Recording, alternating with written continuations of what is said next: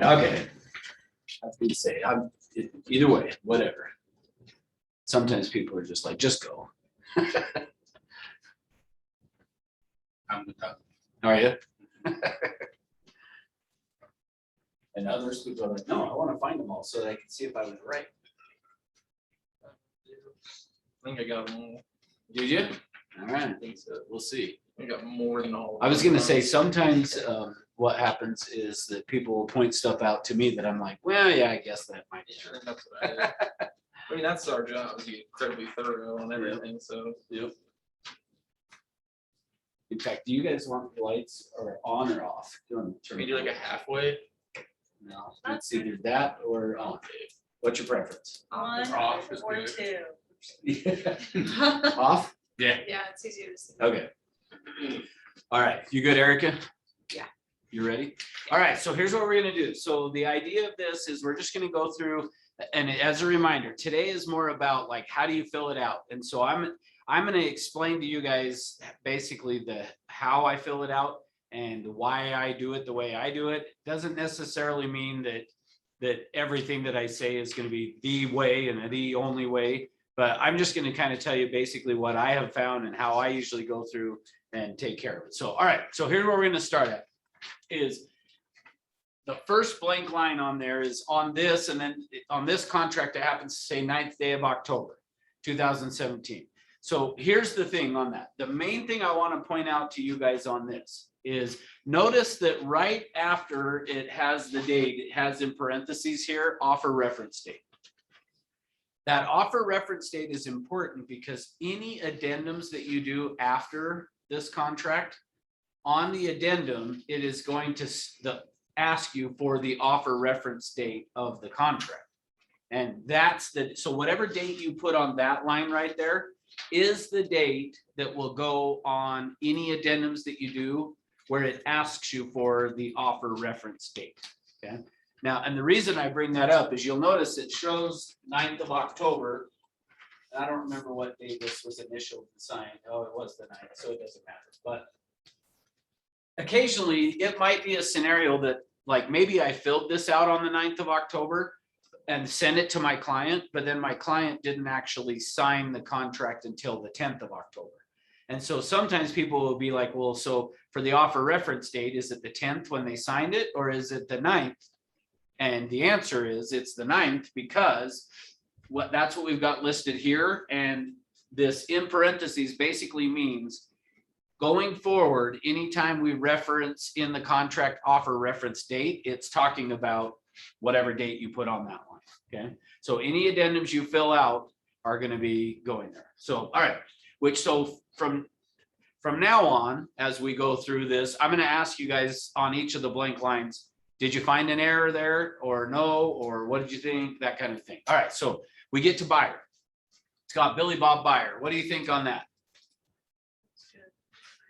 Yeah, here's the thing. There's no way at this point for you guys to know if it's right or wrong at that point.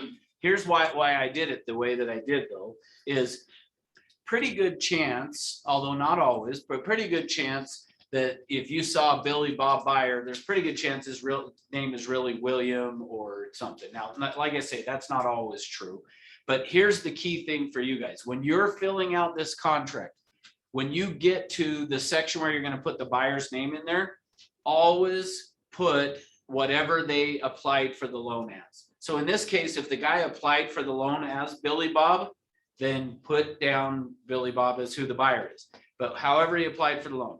And they should be putting their like name that's on their license too, for both of those. Like, sure, you want to match the loan, but that should be what their license says, just to avoid confusion. So it's however they've applied for the loan. Okay. Is what you want to do. And the reason I say that is because, and we haven't seen this so much recently, but back in 2010, 11, 12 even, lenders would, if everything on the REPC was not perfect, they would kick it back saying, you got to fix this. And they wanted it to match how they applied for the loan. And here's the reasoning behind it, by the way. Let me kind of give you that. Is in the event this Billy goes and buys this property, he purchases the home and then just never makes a payment on it, let's just say. I mean, we'll go extreme. He never makes a payment, so the bank has to go foreclose on him, kick him out of the house. If that happened and the lender lost money, they're gonna go back to whoever originated the loan and try to make them take the loss on that. And one of the things they would do as part of that is if the guy's name was really William, but the contract said Billy Bob or whatever, they potentially could come back on whoever originated the loan and make them take the loss because they didn't do it properly. So I just always say, make it match. And if there's questions, always talk to the loan officer to say, hey, is this going to work? But also keep in mind, everything on here can be fixed with an addendum. So anything that we come across, if for some reason you did it that way and the lender came back, Aiden, and said, well, his driver's license says this, so you need to match what his driver's license says, then you could just always do an addendum. So just always know an addendum is going to fix some of this stuff. Just like the red tape stuff, like Yeah. it's not super big, but like if you just check their ID, that saves you all that red tape time. Yeah, So, and that's my point of why I say put it in to match how they applied for the loan, is because it's going to just save you from having to do that. now it's on the lender, it's not your problem. Correct. But you could just fix both. So of them. I have a question too. So Yeah, go if there is no loan yet, what would you use? Whatever's on their ID then? So good question. I'm gonna get printouts for you guys in just a second. Well, actually, at this point, I probably, do you guys want printouts? You just use this, okay. So, sorry, ask the question again. I lost my train of thought. I was saying, if there is no loan yet in place, what do you use? Do Perfect. you use whatever's on their ID? Good, perfect. So yeah, if there's not a loan in place yet, I would just ask, well, a couple things. One is hopefully by the time you're writing this, you should have had you want to have a pre-approval letter. But in the event that you didn't, which there are times when that would happen. So in the event that was the case, I would just ask them when you're going to apply for the loan, what's the name you're going to use, or what's your legal name? You could look at the driver's license. Honestly, biggest thing I would say is don't hold off writing an offer because you don't know. So yeah, just whatever you do, put down, let's say his name really was William Robert. I would say just go ahead and put it down as Billy Bob and then fix it on an addendum later. So don't hold off doing an offer because, well, we got to find out what the right name is. So does that make sense, Norma?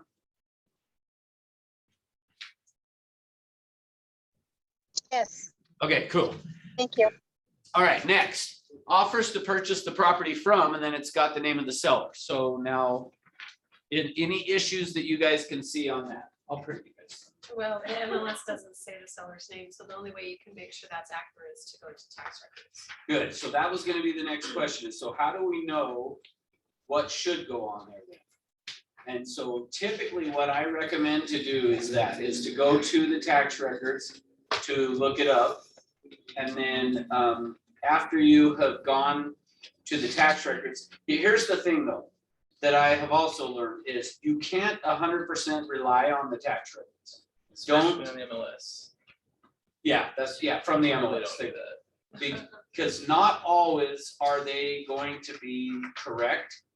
And so be careful if you're gonna rely solely on them. So here's what I recommend to do. It is typically, as we go through this, I'm gonna point out to you guys a few things.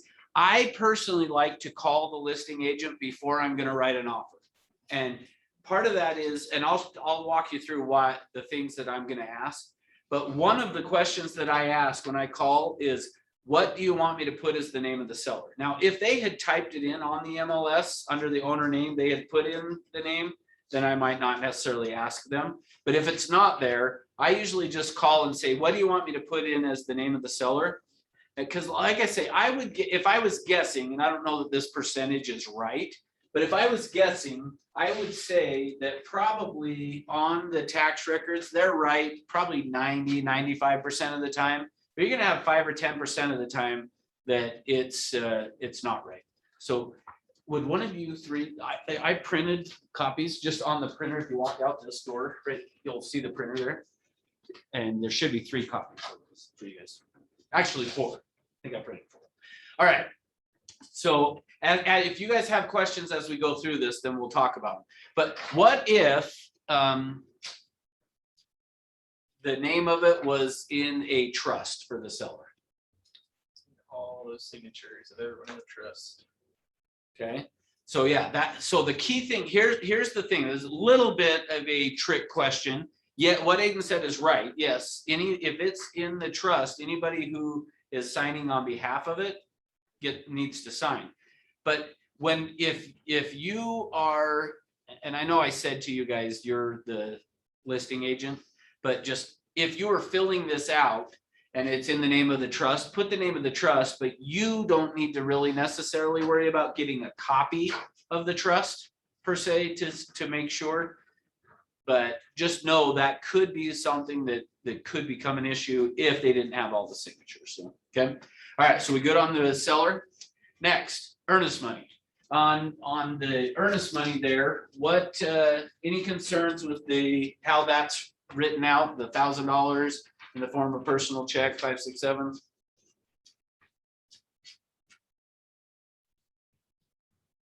I don't know what that number Would you take out the is. extra zeros? Take out the cents? Yeah. Okay, maybe. I've So never seen the, I don't know what that number is, 567. yeah, so I'll explain that to you. So when I first learned to do this, so this was 1996, so a long time ago. But when I first learned to do it, my broker, the way he taught it was he said, when you list the earnest money, because back then it was always a personal check that they gave us. He said, put the check number. Now, I never asked him why to do that, but here's what I found is, and then we'll talk about it in today as well. But if they ever were going to give you, when you get to this section, I always just ask the buyer, how are you going to pay in terms of the earnest money? How do you want to give the earnest money? And in the event somebody said that they were going to do a check, then I always would ask them, what's the check number? So that really was, that 567 would have been just the check number of their personal check.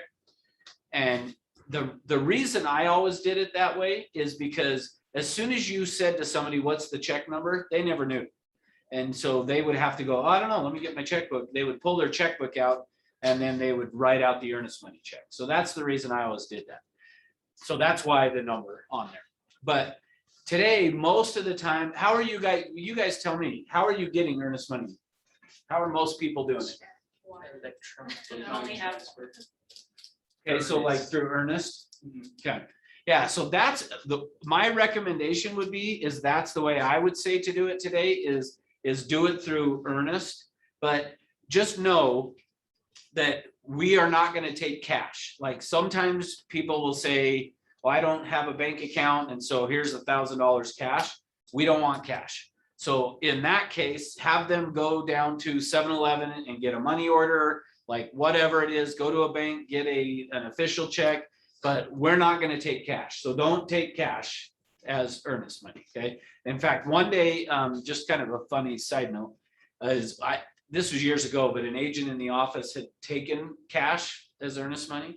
And one of the things that we would always do, and I would recommend that you do, so let's say somebody goes to 7-Eleven, gets a money order and gives it to you.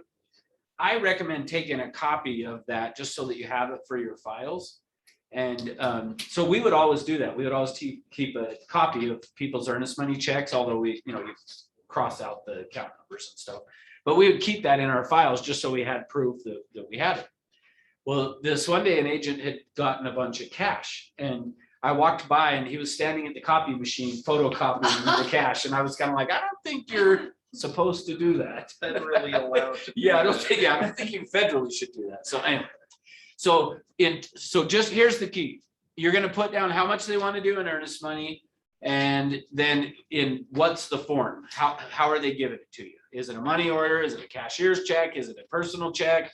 Are they going to do it through Earnest? Whatever it is, you just want to list how that earnest money is taken care of. Okay. All right. Next, offer to purchase, property address. Any concerns on that in section 1, the address?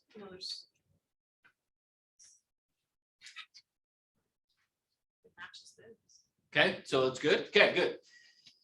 So just make sure you're putting all of that in there. So we're good there. All right, let's keep going. Now, so like I said, I'm gonna skip over, the idea for me today is I'm just planning on focusing on stuff that you would be filling out. If you guys do have questions, so like I'm just totally gonna skip 1.1 unless, if you guys have questions on it, we can stop and talk about it, but I'm guessing Rob went pretty thorough over that. And probably more so the earnest money, right? All right, so section 1.2, any concerns there? I would say it's wrong, but if you're the listing agent, you just want to point that out. They're asking for the phrase you want to be listed excluded. Good, perfect. Thank you for saying it how you did. Go And ahead. that's a good question too, because I see that like all the listing says they're excluding it and then they want it in the offer. The offer is gonna reign supreme, whatever's in the offer. So sure, the listing just marketing, but like they can't come to you like, well, it's in the listing, so I'm gonna sue you. It's like, this is the offer with the seller. Perfect. Yeah, good. And the reason offer is I, what helps king. yeah, the reason I did it the way I did it is exactly that. A lot of times somebody will say in the class, well, the MLS said the refrigerator is not included and they checked the box for a refrigerator. So just keep in mind, what is said on the MLS is just more of like their recommendation, I guess. I don't, say this is what we want. What is put on the purchase contract is what is going to be correct. Meaning, I see a lot of times where what will happen is somebody will put on the MLS, in this case, say the refrigerator is excluded. Somebody writes an offer, they check the box for included. This buyer then, or excuse me, the seller then takes the refrigerator because they had told their agent on the MLS, we don't want to include it. And then the buyer moves in and there's not a refrigerator and they call up saying, where's the refrigerator? And the seller's saying, well, I told you I wasn't leaving the refrigerator. I'm not leaving the refrigerator. And a lot of times the listing agent thinks they're in the right because, well, I put on the MLS that it wasn't included. But as we have said here, the contract is what is going to take precedence. That rules. So no different than the MLS says the list price was whatever it says, and you could offer less.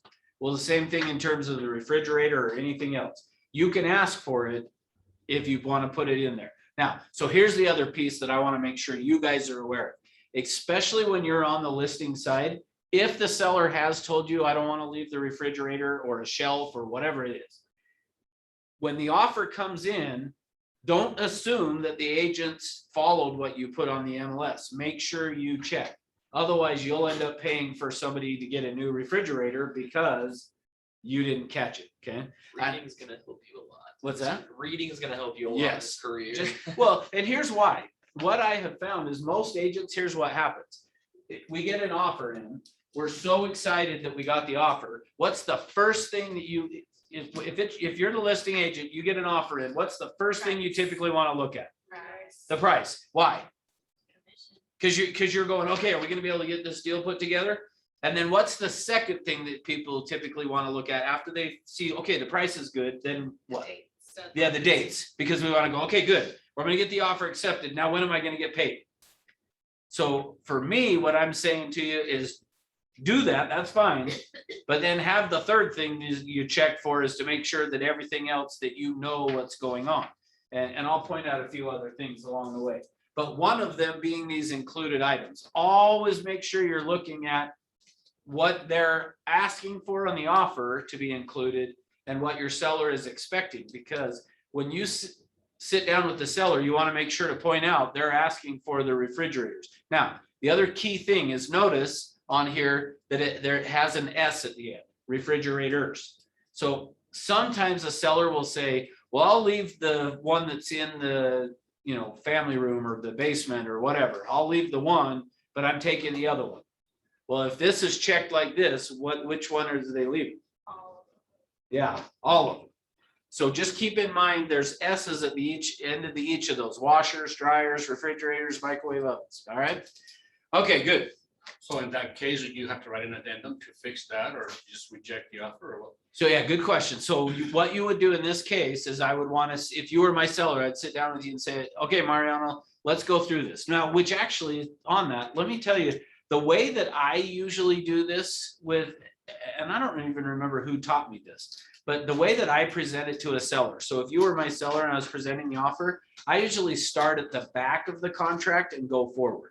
So like I start with, here's when they want to close. And the reason behind that is typically, if you started with price and it was a lower offer, like they're offended and they don't pay attention to anything else that you're gonna say. And so for me, I've just found I want to start with, here's when they want to close.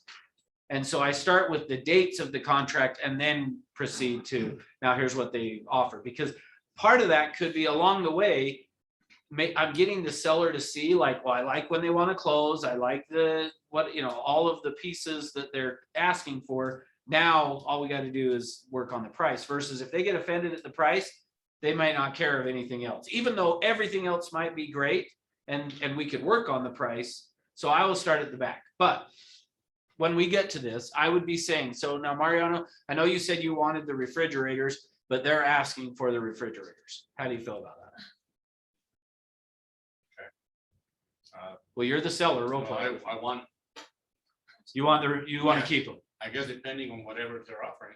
Okay, well, let's take a look at the rest of the offer. Now, let's assume we've gone through the rest of the offer and you still don't, you say, no, I'm good with everything, but I really like that refrigerator.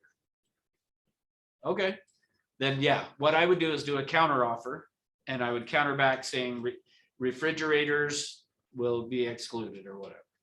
Or if there was only one that you were wanting to keep, I would say the LG refrigerator located in the kitchen is not to be included or something. Does that make sense? Okay. All right. So that's section 1.2. Section 1.3. Any concerns with that line? Does it matter that they're missing the box on 1.2 about personal? Yeah, that's what I was. property? Oh, good. Thank you. Nothing should be blank, right? Good. Sorry, I skipped over that one. Yes, we don't, that's the other way I was trained to do it, is don't ever leave anything blank. And so in this section, yeah, we should either have that there are additional terms for the personal property or items, of personal property, or there are not. In the So, other, good catch. check the specify one, just for like NA or something. if there's So something. that's the way that I always do it, is every line I will put something on it. So on 1.2 for me, yeah, I would have just put NA. And I do that more for me, just so I know I didn't miss something. So, yeah, good catch. So Is that what you're talking about, or? No, we were talking about this right here, Oh, okay. are not, nothing was checked. All right, next, 1.3, any concerns there? Yeah, it's blank, so they should put like NA or Yeah. whatever they want. So here's the key thing on this, for me.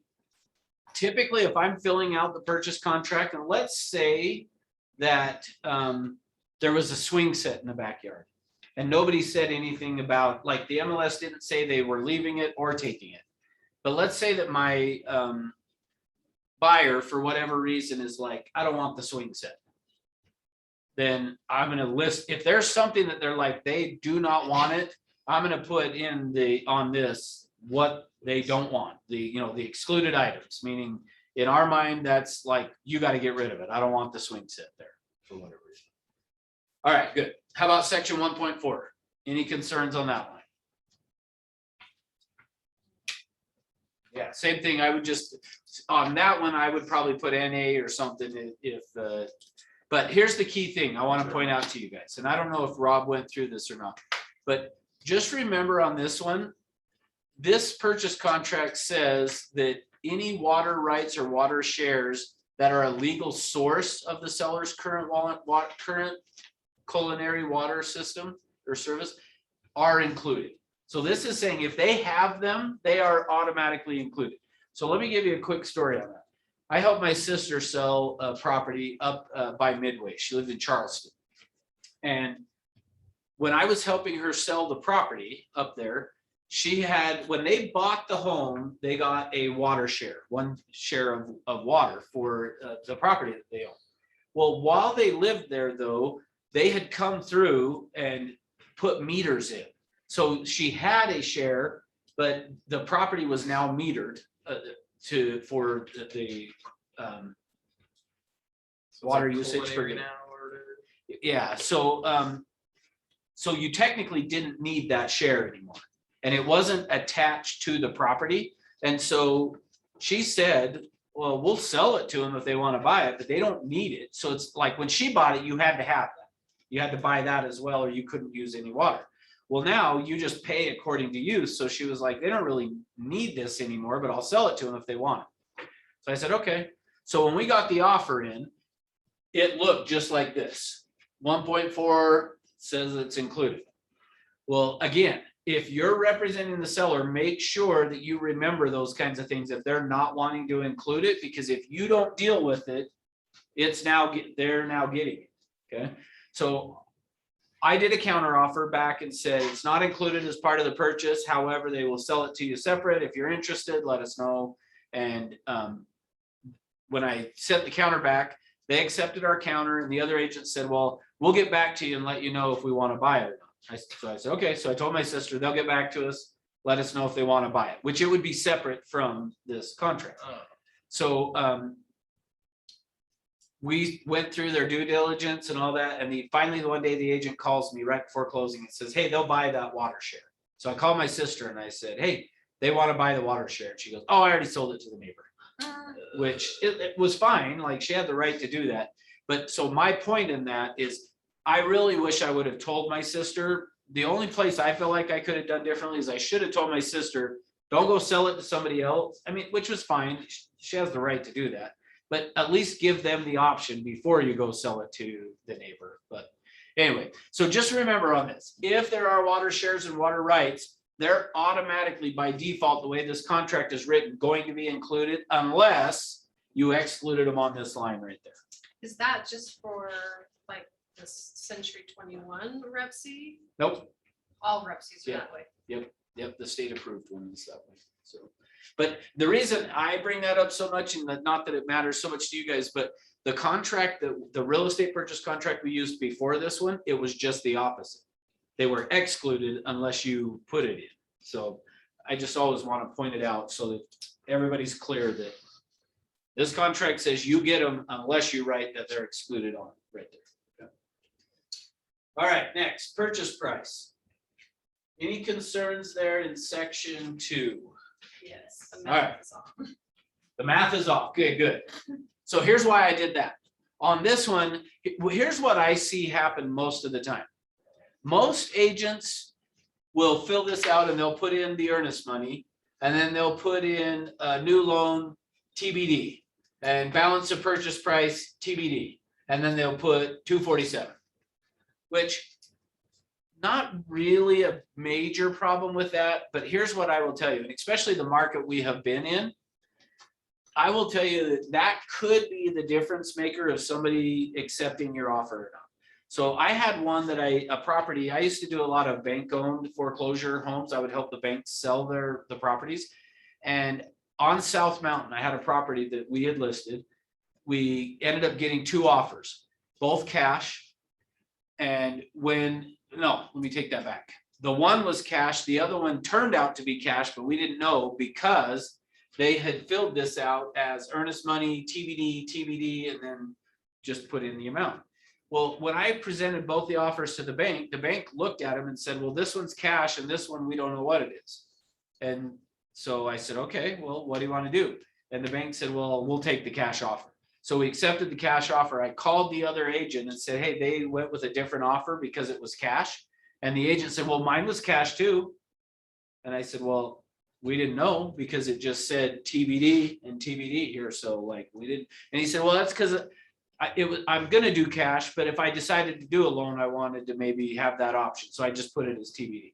So here's what I'm just saying is I have had scenarios, and more than that one, where part of what made our decision was looking at this to see how much the people were doing as a loan. You normally check no financing required, right? Even if it's cash, you would put no financing. Yes, correct. Yeah, although so again, that our old contract didn't have that. And that's when we did that, it was different. So yeah, that would have actually given the clue with this contract. But so anyway, so for me, I know a couple things. One is I just want to make sure you guys understand what you list here. You don't have to do it exactly that way. Meaning the contract allows for the buyer to change. If they wanted to go from a 5% down to a 10 or a 10 to 20 or whatever, the buyer has that option. But just know when you're filling this out, I believe you should put it as close to what the plan is as possible, just so that you're letting the seller know. And again, I've seen scenarios where because the agent filled it out, it got them the offer accepted versus the one who didn't. So take the time to fill it out. All right. So yes, this was not added up properly. So anyway, I just threw that in as something to do. All right. How about section 2.2? Any concerns there on is or is not? Good enough story, but looks good. Yeah. Based on, yeah, exactly. Sometimes you have to take it at face value that they don't have a property to sell. So, okay. All right. Next. So this is something I noticed too, is and this might just be a scribble, but the signature doesn't match like SSS, it's like WBB. And that just kind of piqued my interest a little bit. William Bob. Hey. Yeah. What, you don't like my handwriting? Bob. Yeah. Yeah, WOB, it looks like, but it's WBB. Yeah, so on that, Suspicious. here's the thing that I would say on that is the main thing is just making sure that it matches throughout the contract is probably what I would say. Which since this was done a dollar. But he does bring up a good point, because up here it's Billy Bob buyer and then WBB. Yep. Yeah, and that's just it. That's why, so the main thing I would say is just make sure it matches. It's kind of the biggest thing, but. And that I did it as the W because of our conversation up here about Billy Bob versus William, so. All right, let's see. Section 3.3, any concerns there? Yep. What's your concern? So according to the listing, possession says upon recording, and then here says 24 hours after recording. So you just need to clarify that. Because again, the contract's kind of win, but like, I want everyone to know what's gonna happen. Yeah, so, yeah, again, just, Stuck. yep, keep in mind that whatever the MLS says is just kind of their offering.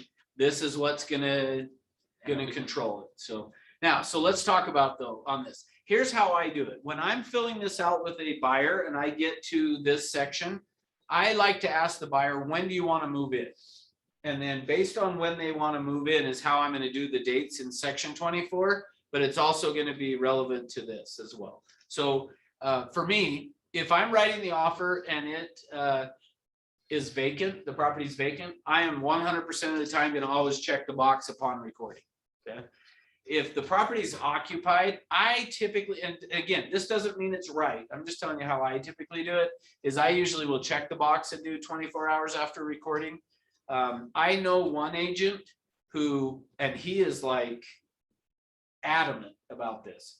He puts 72 hours after recording. If he's, meaning if you wrote an offer and you put 24, he's going to counter you back at 72 hours. I know one other agent who will counter back and do 7 calendar days after recording is what he always does. And he's always going to counter it that way.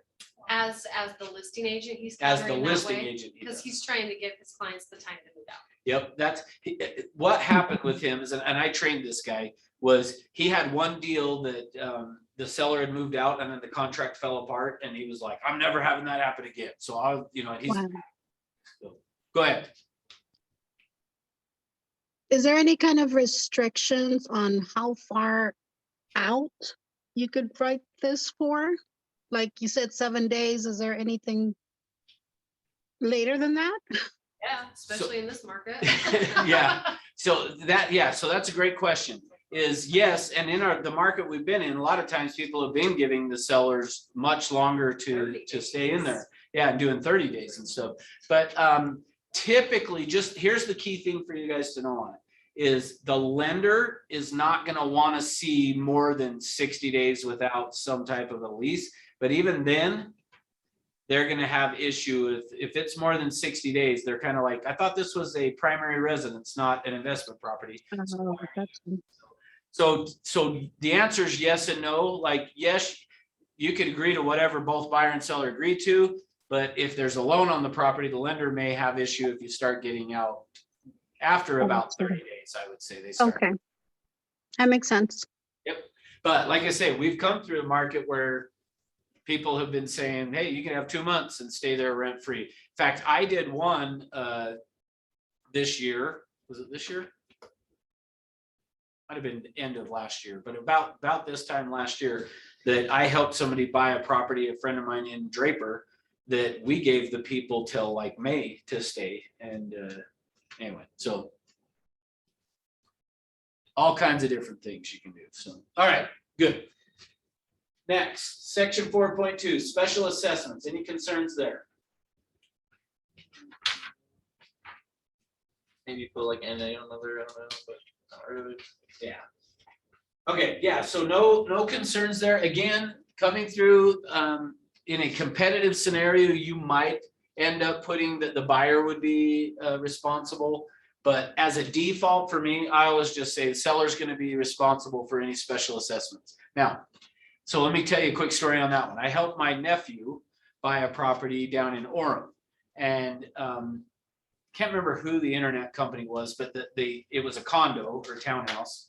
I can't remember now, condo or townhouse, but the HOA had gone through and done a special assessment where they had brought in the fiber internet into their complex, and they did a special assessment to everyone.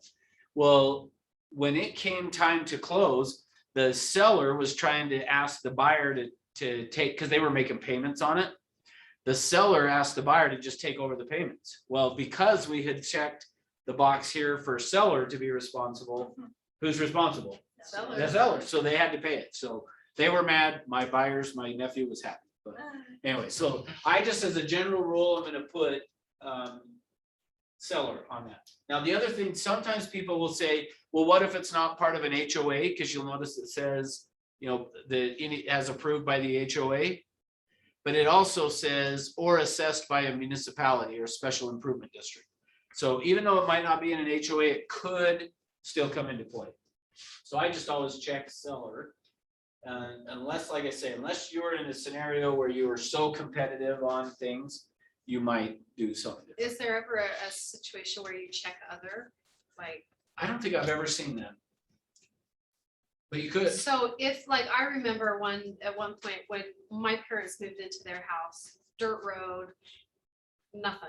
And then at some point they developed it into a subdivision. So the city came in and said, you know, put in a sidewalk. So that was special assessment. So I'm just wondering, had their house been listed at that time, would you still just say seller's paying, buyer's paying? It doesn't matter if the cities wants you to put in a sidewalk or not? Or is that maybe a situation where you could put other, like, sidewalk being put in by the city currently, or I don't know. Yeah, so to me, I think that what it would be, the other would be, so your options is seller, buyer, or split equally between.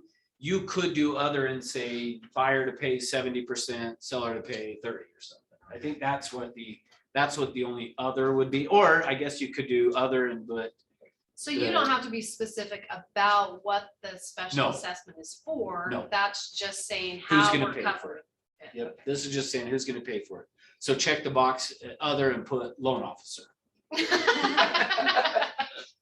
And there's another thing too, and it's probably like more sellers disclosures is like, say you're on the board meeting, whatever, and they say in 6 months, we're gonna propose some assessments. We're not gonna, you know, we're just gonna propose it. We're gonna do it in 6 months. You sell your home on month like 5.5, you get it listed.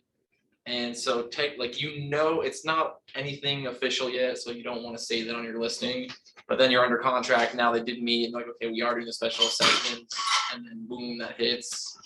Was it more like fraud on the seller? Cause like they knew like it was gonna be proposed, that just tell them that, or like. So, yeah, I mean, I get, based on how you've said that, it could be sticky if it's like, we're thinking about this. Yeah. Then I would say, yeah, that they probably should disclose Just they're that, thinking like, about you're it, thinking about it, nothing's but I don't know. I mean, disclosed, if it's that we're disclosed. thinking about it, you could also argue, well, we don't know if they're gonna do it or not. So, I mean, and in fact, before they built the Mountain View corridor, and they had like 3 different options of where it was gonna go. That was kind of a big discussion. Anytime somebody would list a property that was out close in one of those 3 areas they were trying to decide is, do you have to disclose that they're considering that? And so I never got a straight answer on if you did or not. Yeah. but Probably just disclose. Like, if you Yeah. know, let them know. But Yep. That's what I would say. All right, next then is section 4.3.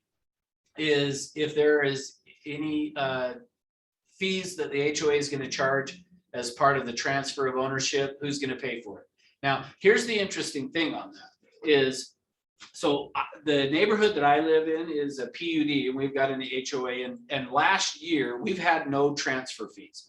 But last year, the guy that was the president of our HOA was like, hey, why are we not doing this? We should charge a transfer fee. And of course, all realtors that live in the neighborhood, which there's a lot, are like, no, we don't want transfer fees. And what he said is, well, what does it matter? Because the buyer pays for it anyway. But for me, every time I fill this out, I always check that the seller's gonna pay any of those transfer fees. So that's why for me, I was pretty adamant against, no, don't do it. And they wanted to do some exorbitant amount, but they did put it in, but it's like a few $100s is all. So anyway, so for me, that one, I always just check the seller on this again, but just make sure your buyer knows or whatever. So I did see one, we had a contract recently that wasn't me, but one of the agents here at the office had, the buyers had put in an offer and they checked the box that the buyer would pay it because they wanted to get the property. And our agent had disclosed he had relied on he had helped the people buy the house like within the last year. And during the year, they changed the transfer fee from being like $500 to 0.5% or something like that, if I remember right. And now the buyers were mad because they were saying, well, you told us it was only $500, so we agreed to pay it. And anyway, so just for me, I tend to just do it for the seller. All right, section 5. What concerns there? No check mark on buyer on the last line. Okay, good. For whatever reason, over my career, that is probably the #1 mistake that I see take place is at that exact spot. I don't know why it is. But I notice agents more than anything else that consistently happens, they forget to check that box for the buyer's brokerage, and I don't know why, but so good. Everything else is good? Yeah, I mean, I marked the signature again, but it's good. Okay. That's coming up. I think it's on the next page. Okay, Yeah, good. this is- All right, so I'm just gonna scroll through most of this because there's nothing really on it. I mean, in section 7, you've got this other line that you could put down some other things as part of the seller disclosure. So just know that you could ask for additional things there if you wanted to. All right, section 8. 8.1. Russ, can we take a quick 5-minute break? Sure. All right, it's gonna go. 5 minutes, 2 Okay. minutes, minute. Anybody got a joke? they Boy, wanna we tell us we went down from 10 minutes to 1 minute. I know. All right, I guess we'll take a 5-minute break. So it's now 11:03. I'm starting at 11:08, Not a minute later. not a minute late. He wanted the real estate for dummies, so he was like, I don't want to miss anything. That's a kind of joke. It's All a right. Sort of joke. It's what? It's like a sort of joke. Okay, give us, is it a dad joke? Probably along those lines. Okay. It's not as cheesy. All right, It's more, you're probably disappointed, I guess. all right, what is it? So there's this dad, and for his son, every birthday, he gives him a green ball. And so every birthday he goes, here's your green ball, son, every birthday. So it's like over the years, he's stacking up all these green balls, has like a huge bucket of green balls. And then the dad's on his deathbed, and his son comes and he's like, Dad, I have to know, like, why, what's the purpose of the green balls you're giving me every day for my birthday? And he's like, is it a secret? He's like, yeah, it's a secret, but I haven't told you your whole life, but now I'm on my deathbed, so I'll tell you. And he goes, so the son leans in, he goes, can you keep a secret, son? And he goes, yes. That's the end of the joke, because he kept a secret. I know, I'm trying to remember. I used to use a version of that with people when I would say, they would ask me, how do you blah, blah, blah? And I'd say, can you keep a secret? Yep, so good night. That was always my answer. It's like a waste of time. Yeah. Wasted, but- How do you set so many appointments? Can you keep a secret? So can I.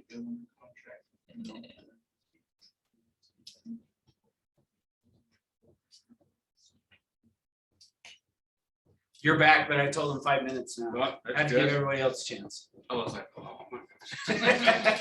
It's all that coffee you drink. Probably, Well, because didn't you say that's your, probably my fourth no, cup. there you go. That's why. Waiting on me. Yes, we were Yes. just waiting for you, Mary. Seriously, my goodness.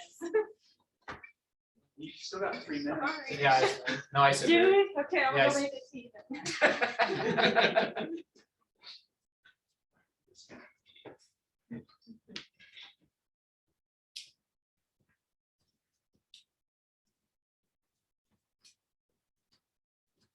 I think it's gonna get cold tomorrow, I hear. Tomorrow morning's gonna be like 29 or something. Oh, really? 29? So, Oh, We got a I storm know. coming in or something? or- I don't know. I don't know what it is. Snowboarding. I guess they already got like a ton of snow though, like all the resorts are already pretty hammered. Yeah, it's good. We need it. Not excited. Except for Sundance. I drove by Sundance and they're still pretty bare. I was gonna say, I don't know if they ever get very much. Yeah, they're the lowest out of all of them. I don't think I've never skied there for that reason. Really? It's alright. I used to work there. It was okay. The lifts are slow. It's more like old timey, like relaxing skiing. That's why I've just never even had the desire to go. Yeah. Which is weird because most of their runs are black diamonds. Like, Are they? it's like 90% of all their runs are black diamonds, which is Huh. weird. So maybe I should try it. Yeah, it's pretty cool. You just spend 27 minutes from bottom to top on the lift, so it's a long ride. It's that long, really? I think it's like 25 minutes, like legit, yeah. Like from the very bottom all the way to go up the first one, and Oh, down and go up again. Oh, okay, that's not too bad. I thought you were saying for one lift. No, yeah. All right. I guess we're still 30 seconds. 15 seconds. 15. Mario, bro. Come on, Miriam. Just chatting. All right. Well, so here's, watch this.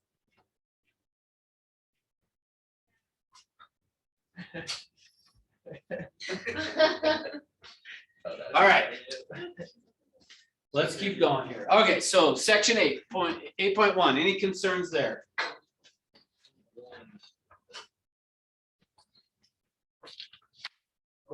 I've just kind of learned when it's quiet, that means you either don't think there is or you don't dare say. So one of the two. All right, yeah, no issues there. How about 8.2? Okay, 8.3. No issues. Okay, how about the 8.3 BI? Any concerns with that on the zero? Okay, so just, here's the thing, and I know Rob probably talked about it, but this one I think is crucial to reinforce, is in section 8.3 BI is you're gonna put down how much of the earnest money would go to the seller in what scenario would the seller get a keep, whatever's in that line. If the buyer cancels when? Before finance and appraisal. So after due diligence, but before finance and appraisal. Yeah. And there's one exception to that, though. What's the exception that they would still get to keep the earnest money? Appraisal or FHA. Yeah, the appraisal or good, yeah, or if it's an FHA, on an FHA, the buyer's not, FHA won't allow basically the buyer to lose their earnest money over Fix, FHA fix. financing, yeah. So just keep that in mind. So, okay, good. All right. Any concerns on section 8.4? Yeah, sort of. So it says will not deliver the money, but then they put $500, so like it's. Yeah, they just It's wanted to make the- sure you knew they were not gonna give you another $500. It's fine. Yeah. but I mean, like, it probably is fine how that is. I would say probably not the best way to do it, because it just kind of makes it look confusing, like roast them. but Yeah, yeah. no, I giving totally you call $500. If I was the listing agent, I totally call the buyer's agent, like, hey, you, that will not, you need will. Yeah, exactly. That's what I'm saying. And it would, there's probably nothing wrong with saying we won't give you another 500, but it's kind of weird. So yeah, I would say don't do it. Don't do that. I always worry, like there have been times when I've taught this class and given this to people and then And then later on, they do the stuff that's the mistakes that like, I think they went back on their first offer and grabbed this as their example of how to fill out the contract. So right across the top, don't do or something. I'm just kidding. All right, section 9. Any concerns there? Okay, good. Yeah. So on this one, it's checked as that there are, and then we check the box for FHAB addendum, but there's also an addendum 1, in which case we should have checked addendum and put number 1 in there as well. So good. All right. Home warranty. Any concerns on section 10?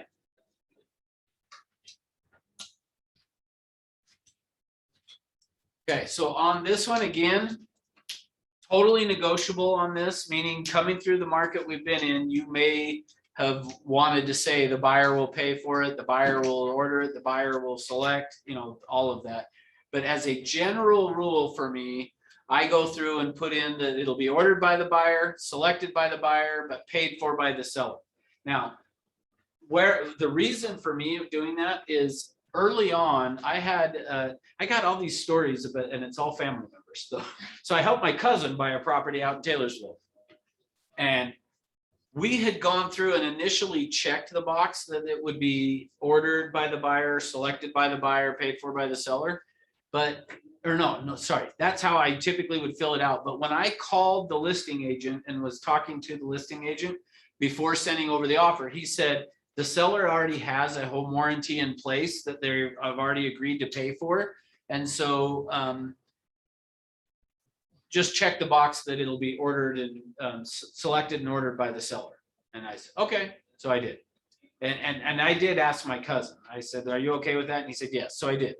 Well, my cousin moved in August. October, all of a sudden it got cold. He goes to turn on his furnace and it's got a cracked combustion chamber. Well, the home warranty company that sellers had selected wouldn't cover that. And the home warranty company that I always used would cover that. And so when he called me, I was like, oh, just call the home warranty company, forgetting that we had said we would just use the sellers. I said, just call the home warranty company. And he said, well, no, I did. They won't cover it.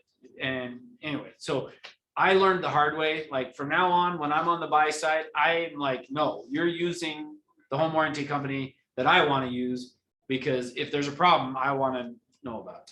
So just to know, if that was a deal breaker and the seller's like, no, we're not gonna accept it unless we use my home warranty, no, that would happen. But if that did, would you just ask for a copy of the warranty? Just to make Yes. sure your buyers. Part of your due diligence. Okay. So in fact, actually, that's a good point. Back to section 7, probably if knowing that, I should have written the offer and put in here other home warranty coverage or something, you know, what's covered by the home warranty or whatever. So, yeah. Well, and depending on the home warranty company, don't you maybe have the option of, okay, the seller's paid for this plan at $500, but if I want to make sure the furnace is covered as a buyer, I could pay the additional $200 to bring it up to a different coverage. Yes, you could do that for sure. Yeah, good. All right, excellent. So still scrolling along here, page 12. Any concerns in section 15? There's no check mark. Maybe you should Okay, check. good. So May. what should we check there? Check. Okay. So I have one shall, one may, and one maybe? Whatever. Okay, I always recommend the shall, but I guess it depends on your buyer or your client. yeah, so here's the thing. So, well, do you guys remember on Thursday last week, I think, Sam Yeah. stuck his head, what did Sam say? You remember? He pretty much said if you have to, that could be a red flag, you know, on the either one. Well, no, buyer or yeah, seller. what he was saying is on the buyer one, if they were saying they didn't want to do mediation, that would be a red flag. They should talk to him. Right. So, yeah. So, but on this, so here's the thing. Years ago, we had an attorney I was with a different company, and we had an attorney that was on staff. And he said, you should do May every single time. Well, then he left and went and did something else, and the company had hired a new attorney. And he was sitting in the class and I was teaching it, and I said, you should do May every single time. And he goes, no. You should do shall every single time. So then I started teaching it, okay, do it as shall, check the box for shall. And then I was talking to UAR's attorney the one day about it, and he said, you know, actually, I think what you should teach is explain to them the difference and then let the buyer choose. So that's kind of my answer now is explain to them shall means you have to, may means you could decide if you want to or not. Now, here's what I would tell you just from my own personal experience with this. Most of the disputes, well, in fact, we'll put Rick on the spot. So you show up, you get to, what would you say most disputes that a buyer and a seller have with each other are over on a contract? Lack of communication. Well, no, yeah, okay, yes, that's true. But specifically, if they're wanting to have a dispute, or if there's a dispute between, what is it usually about? I mean, yes, it's communication. Yeah, I've had square footage. Okay, never mind. I was playing to see if you can guess what I'm saying, but. Yeah. Okay.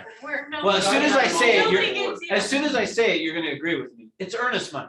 Oh, well, that's the remedy, right? Right, but that's what they're usually arguing over Correct. though, is who's gonna get to keep the earnest money. 100%. So would you, if you were gonna argue over, in this case, $1,000, do you wanna say you shall go to mediation before? Now, because do you remember how much Sam said mediation is gonna cost for a good one? He said 200 hour. each side, so Yeah. really $400 an hour if they were splitting it. So, okay, $400 an hour that you're gonna, if you check the box shall, you now have to go to mediation. And then let's assume it's $400 an hour and it takes 2 hours. Congratulations, You got 200 bucks. the winner gets $200, like, so that's where, for me personally, here's the thing, this is the challenge with it. If the dispute is gonna be something minimal, then you want may to be have checked. But if it's something huge, you might say, no, I want shall. So I guess the question is, what dispute's gonna come up? And the hard part is we don't know. So ultimately, you just have to kind of say to a buyer, would you rather know, yes, we have to go to mediation, or just say, well, I want to be able to decide?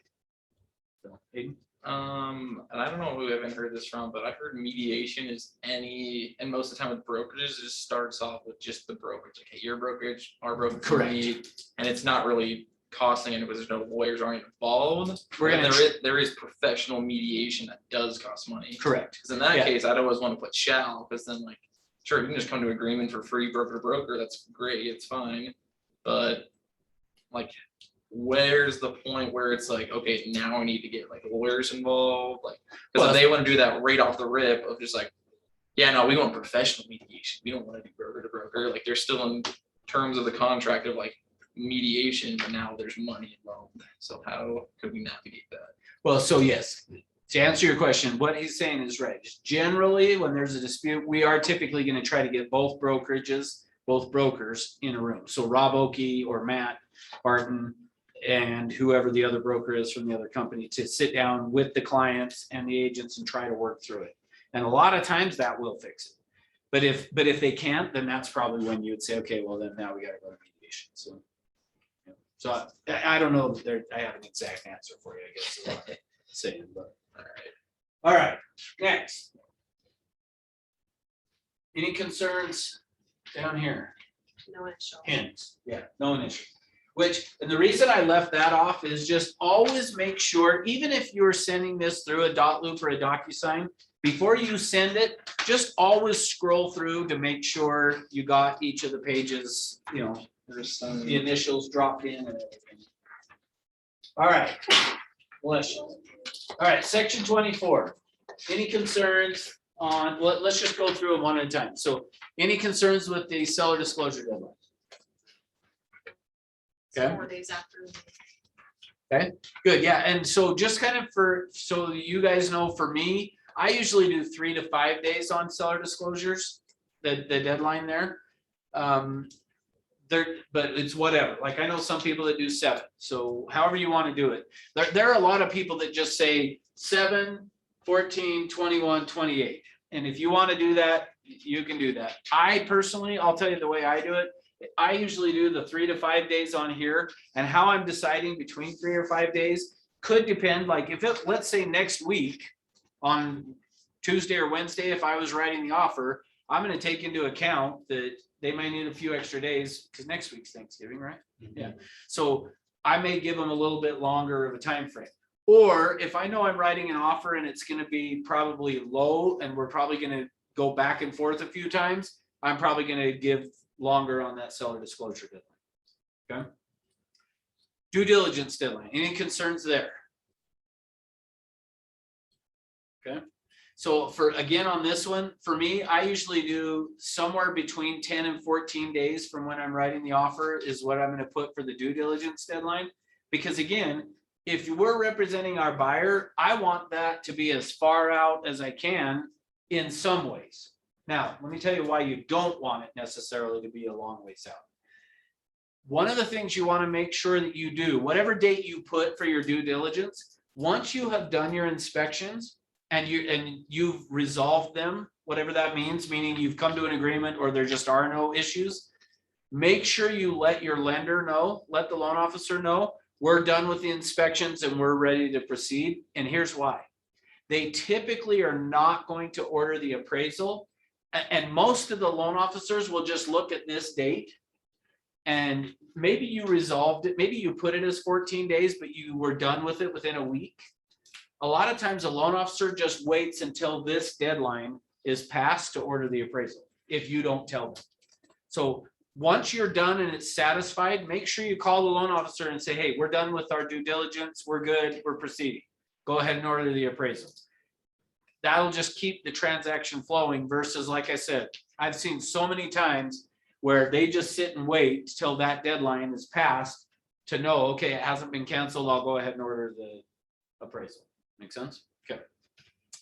Finance and appraisal deadline. Here's how I do it. For me, on finance and appraisal deadline, and again, based on the market we've been in, you might not be able to have done it exactly this way. So depending on kind of where things go from here, if it takes off again or goes more normal. But here, on a traditional, this is the way I do it. Remember when we got to section 3 on 3.3, I think it was possession. Is that possession? Yeah. And I said to you guys, I always ask the buyer, when do you want to move in? Well, part of that is once I know when they want to move in, I'm going to put my settlement. I base my financing and appraisal deadline off of my settlement deadline. So I first want to find out when do they want to move in. Once I know that, then I'm going to go back days based on that. So if we had put 24 hours after recording and the seller wanted to, or excuse me, buyer wanted to move in on Saturday. Well, if we had the 24 hours for possession, that means it has to have funded and recorded, you know, by Friday morning, basically, in order for them to move in on Saturday, which means we have to have closed by when? I missed that. Okay. They want to move I in wanna on say Saturday. Thursday. They want to say that again. Thursday. So Thursday, if everything went right, but typically it's going to fund and record the next day. But in this contract, it says they have up to 4 days. So for me, I usually put my settlement deadline. If they want to move in on a Saturday, I usually put my settlement deadline on the Monday or the Tuesday. And a lot of times and again, this is just personal preference, but I usually put the Monday as the deadline. Now here's why. If I put Monday as the deadline, it's going to probably fund and record on Tuesday. And if we had that 24 hours, we're now Wednesday. Is the buyer ever going to complain if you gave them the keys on Wednesday when they wanted to move in on Saturday? No.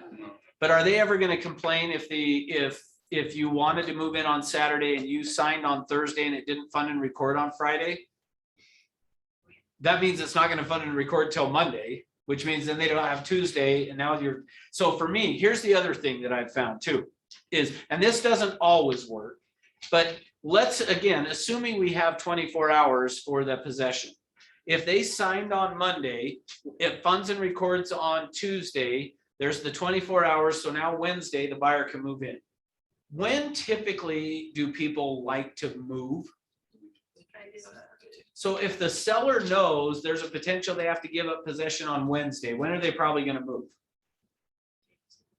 The weekend before. The weekend before. That's the other reason for me. I like to do settlement deadline on the first of the week, Monday or Tuesday. Because I've found a lot of times the seller will move out over the weekend before That way, we don't have these issues over possession. So, and then, like I said, doesn't always work, but that's how I typically do it. Okay, so let's assume then that I had put this down as the Monday or the Tuesday for my finance and appraisal deadline. When does the lender have to give, they have to give disclosures to the buyer before they can go to closing? How long before do they have to give them the disclosures? 3 to 4 So it's 3 days, but what day of the week doesn't count? Sunday. Yeah, only Sunday doesn't count unless it's holiday or something, but Sundays don't count, but Saturdays do. So therefore, I usually put my finance and appraisal deadline to be, I kind of will just look at it to see when does the lender have to give the disclosures to my buyer in order for us to do settlement on the day that I put. And whatever date that is what I put as my finance and appraisal. So let's just say that I was putting settlement to be Monday. I'm probably gonna put Friday as my finance and appraisal deadline. So instead of, for me, like I said, there's a lot of people that go 7, 14, 21, 28. For me, I always put my finance and appraisal deadline to be basically the day the lender should send out those disclosures. Because if they send out the disclosures, you're probably closing on time. If they don't send out the disclosures, there's a problem. And I just always feel like I want to protect their earnest money as long as I can. So I throw it in that way. So anyway, that's just some ideas. And the seller disclosures have to be 3 days before closing or settlement. Settlement. Settlement, okay. Sorry, yeah. I probably said that wrong. Well, I just didn't know if it was like closing or settlement, so. you probably Well, said I don't know, Rick, do you know? It might be closing actually. Sorry, I wasn't paying The disclosures from the lender, is it before settlement or closing? 3 days before settlement or closing? the settlement. Okay, that's what I Because you said. gotta have what's assigned, it's gotta go back. Yeah, because then that's Yeah. when they will send it to their closing department. Yeah. All right. So offer in time for acceptance. Any concerns there? Isn't this fun? No, I hate it. So, you know, I love it. I hate teaching this stuff. 'Cause I think it's amazing. You don't have to lie or us, you know, you woke up. Just moonwalk. Decided. I can't with these shoes on. No. All right, so you guys are good with that? All right, next then. FHAV addendum, any concerns up here at the top on this? The address. Yeah, they need to. Okay, good. Missed the address there. How about down here and does or does not, which, by the way, I gotta just say, I still just, this form, I don't know. Hate it. Does. Well, FHA means what? You're They're gonna own or gonna own occupy. it, yeah. And so then when they ask, the buyer does or does not intend to occupy the property, like, I was like, is this like just to try to catch stupid people or something? Because if they check does not intend to occupy the property, it's like, Doesn't work. anyway. Question 2, or I guess comment more. So in dot loop, if you auto populate, it will do that address. If you a lot of the times it will just do Salt Lake and the zip code. So either do blank and fill it in yourself or like double check that. Yeah, It so looks that's exactly thinking. like that. That's the point, is you want to make sure to double check that if you're doing autofill on dot loop, check to make sure it really did. Because yeah, and in fact, is it on this form that you've seen it do it, or? Because if you guys see it, let us know, because it's just as a programming thing that we can get fixed. Yeah. So that it won't do it again. So if you notice something, let us know so we can get it to. Okay, I have a question on dot loop. This has nothing to do with this, but we filled out a resolution of due diligence, right? And I noticed that The one that I didn't call you back on. Yeah. That's- so when my sister signed, it put her signature and time in like Pacific Standard Time. And then when the buyer or the seller signed, so my sister's the buyer, when the seller signed, his was like Eastern Time. Because at first I was like, what is wrong with these times? And then I realized it says like Pacific Standard Time and Eastern. Yeah. So I don't know if like that's saying, you're Yeah, I'll have saying to it's check just on like a that, 'cause, programming yeah, thing? I haven't heard that before, so I'll check on that. I think it's a Russ, what 290, I've but been told on that is where the property exists is where the time, But that wouldn't make sense what she's saying then. didn't she say that one buyer, one person was in another state? Oh, you mean where the person is located No, at? they're all here. No, she said they're all here. Okay, but that's the point. It's the time frame of where the property exists. That's what we're dealing with. Well, yeah, but the property's here. I know that. So then I'm missing the point. Yeah, I think so. She said the timing was different. Well, because when the buyer signed I'm it, gonna put it pull in it up and Pacific see. time. And when the seller signed it, put it as Eastern time. So.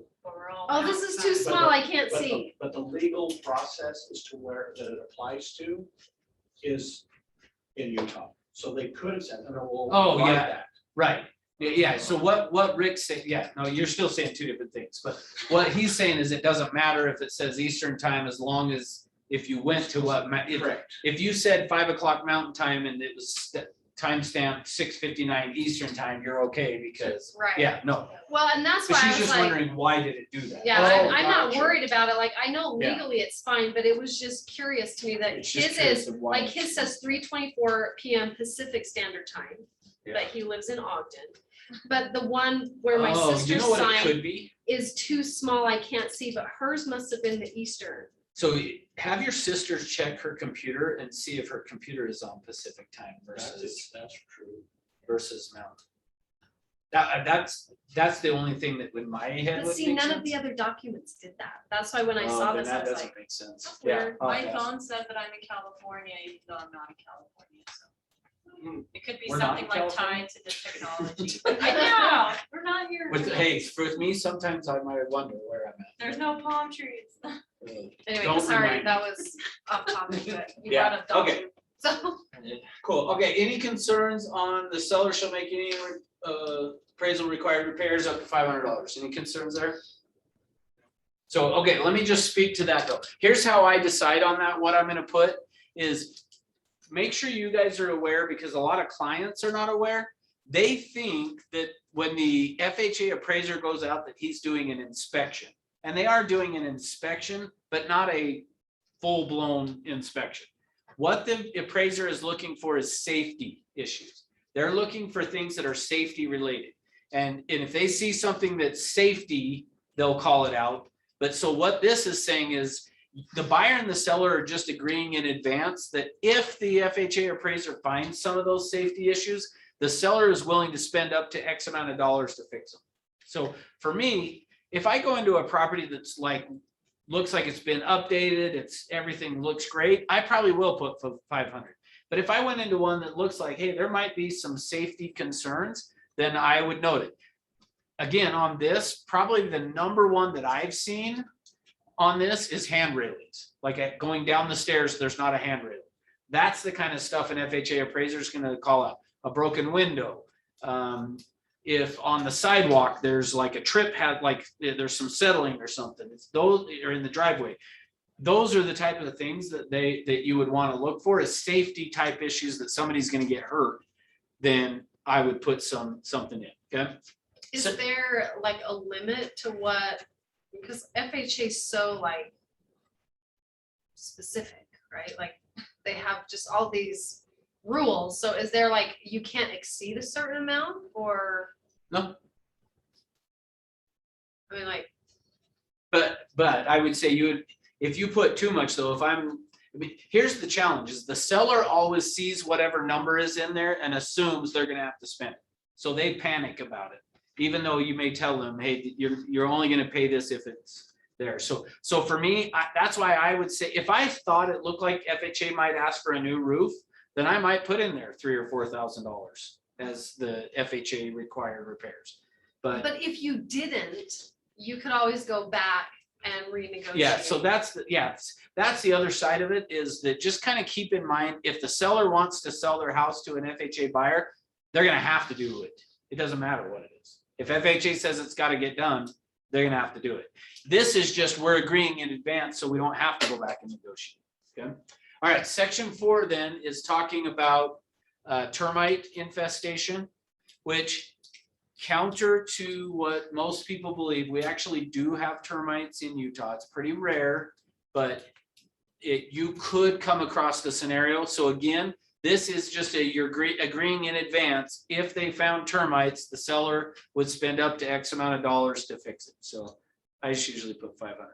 And this is where I got a little confused is, so for FHA, that's gonna be like an FHA requirement, like, oh, we found termites. for the FHA, we can't fund this because there's terminates, right? Unless it's fixed, right? Mhm. So I go, sellers not gonna pay more than $500 on the first line, and then you see $500 for that. So in the situation of they do need a new roof and there's hand railing, so they max out their $500 on the top, and there's termites, are they $1,000 or are they Yes. only capped at 500? No, it's So it's both of those lines, Yep. okay? Yep. And then that brings you down to that other line. We'll Yep. get there. And section 5.1 here is just how much they would pay to the buyers asking the seller to pay X amount of dollars towards their closing costs. Yeah. So what would be like pretty standard amounts for just like an average home? FHA or VA, like would you just put 500? I know it's kind of dependent on what you want. So again, for me, I'm looking at, if it doesn't look like there's safety issues, you don't see broken windows, there's a handrail, there's, I don't know, what other things have you seen, Rick? Well, Like it's switches. fascinating, section or item 3 there is the fact that the more you put, the more you alert the FHA appraiser. So it could be a Yeah, red that's a good point flag. too, yeah. So I'm gonna be looking at the condition of the property and determine from there what I'm gonna do. But I Yeah, don't that's want- how I do it. I don't wanna put an absorbent amount mainly because it triggers the FHA to look deeper. So, Yeah, anyway, but you might not 500 is get to kind of do like a that. standard then. Yeah, I mean, yeah, I would say, here's the thing, it's not as big of a deal as it used to be. When you, I mean, Yeah, when Rick and I first started selling real estate, back late 90s, it was pretty common. Almost every time an FHA appraiser went out, there was something. And discolored walls, yeah, but torn carpet, you name it. Yeah, None of that. but now it really is more just they're looking for safety issues. So, It doesn't come up a ton. All right. Any concerns on this page?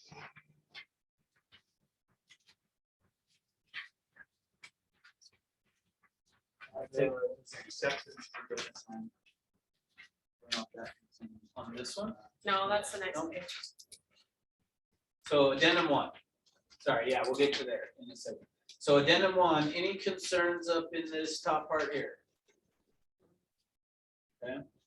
Any concerns with item 1 here? Well, I guess at the top part, there's no city and zip code. Okay, good. address. Yeah. On the address, no city and zip. It's because we put it on the other one. So it doesn't need to be. Yeah, exactly. No, It's all in my head. that's right. Yeah, I knew what I meant. All right, what do you think of the statement there? Maybe rephrase it. Yeah, probably not a good idea to describe it. yeah, to offend the seller before you do it. So, okay, so one quick funny story for you. Well, I don't know, maybe you guys won't think it's funny, but I do. And I want to hear it again, so. So I had an agent. So at one point I was with Coldwell Banker and the training was similar to what we do here, but it was a little bit different. In fact, part of when I said to you guys, we'll start at 11:08, when I said, well, you take a break and then we'll be back at 11:08. In that training program, if you showed up late to my class, and this wasn't necessarily me, but it was part of the training. If you showed up late, we held you accountable for being late. And part of that was around agents are notorious for showing up late. So if somebody would walk in after, so can I pick on you for a second? So let's say when I went and shut the door there, when Miriam was out getting a drink, when she walked in, I would have then been saying, so Miriam, did you make a commitment to being back on time? Yeah. So did you keep that commitment? I try. Okay, but did you keep it? So what got in the way? And then I would have gone through to and there was I don't want to have to explain it all to you, the whole basis of it, but People feel bad. as part of that training, well, it was really the point of it was to get people to just take responsibility. That it was just, I decided to stand there and talk rather than come back in. It was all about just responsibility is what we were doing. But so my point of that is the way that you could get out of this training, which is why I don't do it here, is because that's how people looked at it, was like they were in jail. And so I was like, yeah, we're not doing that. But in order to graduate from it, you had to complete all of the classes and then get Yeah, but I think it was 3 listings sold and 3 buyers sold. It wasn't just 6 units, but it was 3 listings sold and 3 buyers. And so I had an agent that I reviewed every one of their contracts too back then. One day I'm sitting there reviewing contracts that an agent had gotten accepted, and I get to this blank addendum. And as I start to read what they've written on there, it says, buyer and seller agree that this contract will graduate, and then it had the agent's name in there, from the training program. Oh, my gosh. And I was like, all right, well, I guess since the buyer and seller agreed to it, but I guess you guys couldn't think of this. Like, why would somebody put that on a contract? Like, the buyer and seller agree, this will graduate me from our training program. I don't know. Anyway. Okay, so now I'll really get to the funny part, because now that I've told you that part, here's how weird this guy was. Same one, What? the same guy? Yes, same guy. Years later, so after that, he did end up graduating, but then he ended up leaving Utah, going somewhere else. But he came back through town one day, and we get a phone call from this homeowner, Matt, calling Coldwell Banker. And I get on the phone and I'm like, yeah, what's up? And they're like, well, I just want to file a complaint. And I said, okay, what happened? And he said, well, do you know, and then said the guy's name. And I was like, oh, yeah, I know. And they said, well, he helped us buy, no. He had the home that we live in listed for sale. And we then bought that house. And here it is now, 3 years later. He came and knocked on our door the other day and said, hey, I don't know if you remember me, but I had this home listed 3 years ago when you bought it. And I'm just in town and I need to take a shower. Could I use yours? What the? And I was like, man, what am I? I'm like, well, he's no longer with us. We fired him. And Is so I that don't the know. one what to do. where he threatened to burn down their house if they didn't list with him? No. He did that. What a go-getter. Yeah. What a go get him now. Yeah. I can now go Is get that him. how you get? All right, so here's the point. On this piece, so my point of the story of that is, if you want the carpets professionally clean, put it, but don't put like other things that don't have anything to do with, like, I mean, yes, it probably was cat urine that made the house stink, but don't put that in the contract. Instead, just put, sellers to have the carpets professionally cleaned by a company approved by the buyer or whatever. Anyway, all right. Basically, just make sure that it makes sense. And so I usually recommend get somebody else to read it to make sure, because a lot of times it will make sense to you when you write it, but somebody else reading it might be like, I'm not sure what you're saying here. So, all right, next. So Quinn brought up it's got a different time here. Okay, so what happens then? Because the purchase contract said 8 p.m. The FHA addendum said 8 p.m. This one now says 9 p.m. So what time is it then? Is it 8 or 9? Whatever the contract. Well, but the contract says 8 and it says 9, so. Say they sign at 8:30. Yeah, 8:30. They split the difference. But, so what you were talking about before is in the REPC, the very first date that says this is the reference date that every other addenda refers back to. Yeah. So, and that even says like this offer reference date of, so does that include the time? No. So doesn't the addendum supersede the REPC? Okay, good. So that's the key, the thing that I want to make sure that you guys see is notice in here, and this applies to everything, not just the time. To the extent the terms of this addendum modify or conflict with any provisions of the REPC, including all prior addenda and counteroffers, these terms shall control. So as a result of it, it's whatever is in here. If there's a conflict or they're modifying, this one is what's going to control. So based on that, 9 p.m. Okay. Now, the challenge we have specifically on this one is which came first, FHA VA addendum or addendum 1. And if you look at the time and date stamp, they're the same. So this one's kind of a bad example of that. But just the main reason I did this is I wanted you guys to understand and remember this key section here is to the extent the terms of this addendum modify or conflict, this one wins. So when you've got conflicting things, the later one, whatever one was done last, wins. Make sense? Yeah. All right. I think we're done. That's it. Yep. What other questions? Any questions?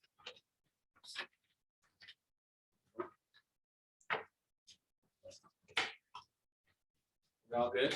I think you have to tell the cat story. I think you should tell the cat story. Is this It's the your same story. Nasty smell of cat urine. No, this No, one's a this better Give one. me a dent. This one, you guys will probably love it. This was a good one. As opposed to mine. I listed the property, we put it on property tour. Come up here so that. And people on on, Zoom can- and on the door, the people put, don't let the cat out. So we showed up on property tour. The cat ran out. And I chased it down. I tackled it, threw my coat on it. It was like wild. It was ripping up my coat. So I said, open the door. So they hurried and opened the door and I threw the cat in. Jesus. They slammed the door and you hear it in there going. "Meow." So I get back to the office after property tour and the seller calls me up and says, they're laughing. They go, Rick, we really appreciate you not letting the cat out, but we didn't want so many thrown back in. It happened to everybody. And they kept throwing cats in. So the house ended up with like 4 or 5 cats in there. And it was like, wow. So it was the, I should have told the story. You I should. tell, it's I his story, said- but I tell it better. I shortened it. He did shorten it. Their cat. So there Yeah, it was like wasn't- stray cats walking in. When Was- he told me the story the first time, there was just like a cat by the front porch. Yeah, just by And front. somebody had just thought Grabbed it was it. the cat, put it inside the house, so it wanted out. So when he opened the door, it ran out. He chased it down, throws it back in, and the It wasn't seller's supposed like, to be in there.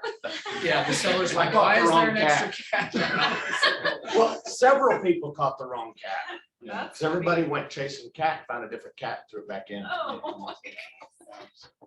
All right. Lucky their house is still there. Okay, so for you guys on Zoom, and I know that you can't all do this, but Thursday, our class on Thursday is gonna be fun.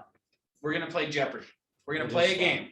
So for you guys on Zoom, and I know some of you are in St. George, so you guys that are in St. George, don't worry about it, but everybody else, be here in person if at all possible. I mean, if you can't, I get it, but be here if you can, because it is way more fun if you're here in person. It's hard to do it over Zoom, the Jeopardy, and have it be as fun. So if you can, be here. If you can't, then Zoom will still be an option. And it sucks for you. Yeah, but it won't, I promise it won't be as fun as if you're here. So True. be here on Thursday, 10 o'clock. We're gonna play Jeopardy and we'll go from there. So if you're gonna be on their own team, I like Team Zoom. Yep, Yep, which sucks. yep, see, Aiden knows. He doesn't want to be on Team Zoom. It is a fun class, though. So if you can be here on person, be here in person, 10 o'clock Thursday. Okay, thanks for being here. No, and make sure everybody signed in. You didn't, but I think everyone did. Okay. Sorry. Too much, how you doing? Some. What are you doing? Oh, I know.